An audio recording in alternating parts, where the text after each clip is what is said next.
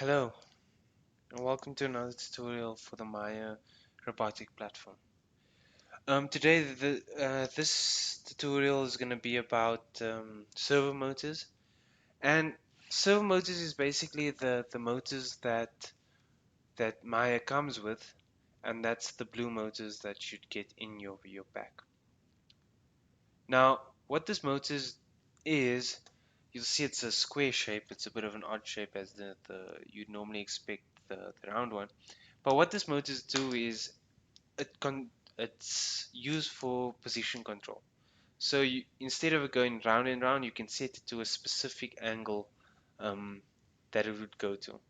And this is common throughout all servo motors. Now, the servo motors that you're using looks like this. This is quite small, so it's quite nice for our purposes. And the way this motors work is as follows. It ranges from a degree from 0 degrees to 180. And the 0 would be, well, halfway between that is 90. So by by by changing the signal that you'll give to it, you can change this position. So it doesn't go all the way 360. You do get motors that do that, but for this case, it just goes to 180. Now, Now to control this, you'd use something called a pulse width modulation. It's a big word, but all it is, it's a square wave. And depending on how long or short the square wave is, it sets this position at to different positions. It sets this motor to different positions.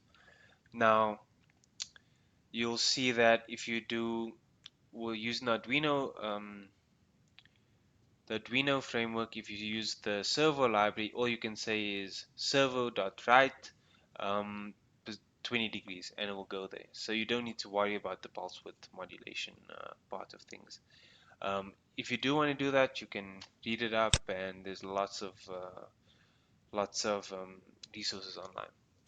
Now, you also see that your motor comes with 3 pins. All of them are that way, and you'd want to know which one is which. So if you want to see, if you look at this picture, the brown would be your ground, your red would be your 5 volts, so you'll say in our case 6 volts because it ranges between 6 volts and I think it's about 4 volts.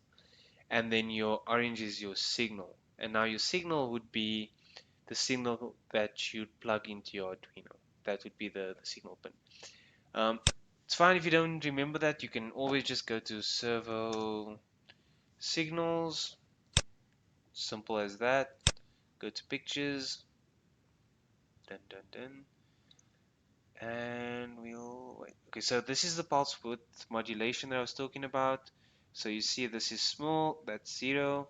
If you want to make it a bit longer, 1.5 milliseconds, it goes to 90. Let's make this a bit bigger. Okay, so this is electronic stackexchange.com. And okay, it seems yeah, it's fine. And then if you make it a bit bigger, it goes to 180.